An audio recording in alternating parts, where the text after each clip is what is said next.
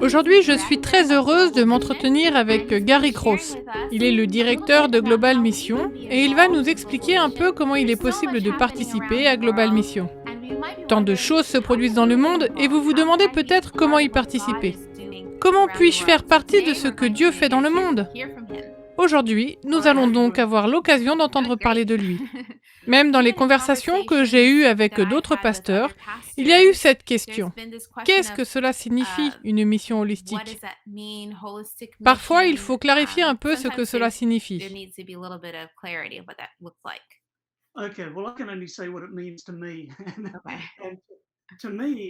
Ok, je ne peux pas dire ce que cela signifie pour moi. C'est la façon dont Jésus a modelé sa mission. D'une part, il a prêché et il a enseigné ce que nous pouvons lire en parcourant les évangiles. Si vous avez une Bible en lettres rouges, vous pouvez réellement voir les mots que Jésus a prononcés.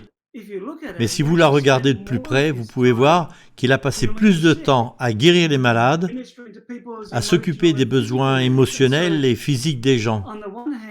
Ainsi, d'une part, il partage la bonne nouvelle du royaume verbalement, et d'autre part, il la démontre aussi par ses actions. Le meilleur résumé que j'ai vu de la méthode du Christ est celui d'Ellen White dans le ministère de la guérison, page 143. Vous avez ces caractéristiques qui consistent à se mêler aux autres, à montrer de la sympathie, à répondre aux besoins, à gagner la confiance des personnes, et ensuite, vous pouvez les inviter à suivre Jésus. La vie est désordonnée et vous ne pouvez pas vous contenter de dire « j'en ai fini avec l'étape 1, maintenant je passe à l'étape 2 ». C'est un tout, car si nous négligeons l'un de ces éléments, nous sabotons la mission, et même dans l'Église. Si nous ne voulons que prêcher, enseigner, donner des séminaires ou des études bibliques aux gens, mais que nous n'avons pas investi dans leur vie, si nous ne les avons pas écoutés, si nous n'avons pas pleuré avec eux, si nous n'avons pas ri avec eux, alors ils n'ont qu'une connaissance intellectuelle des croyances que nous leur avons données.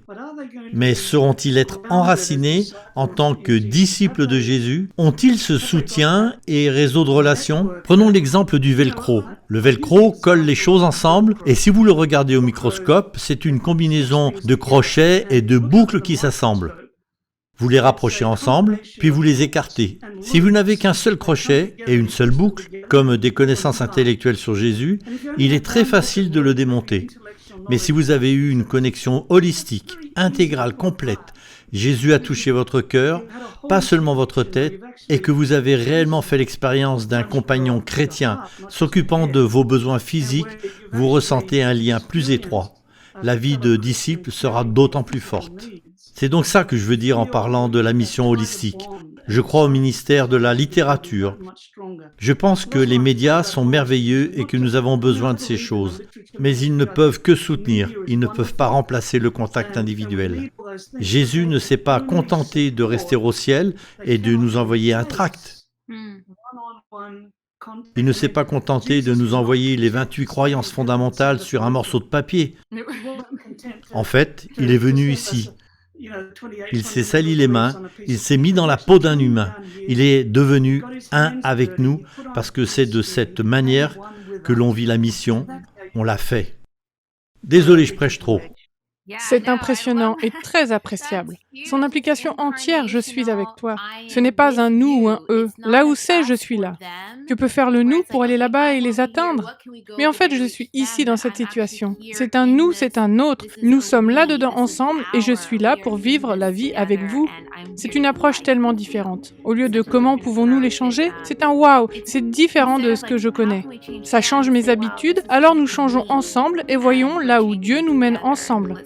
C'est un défi que j'adore. Oui, vraiment, j'adore ça.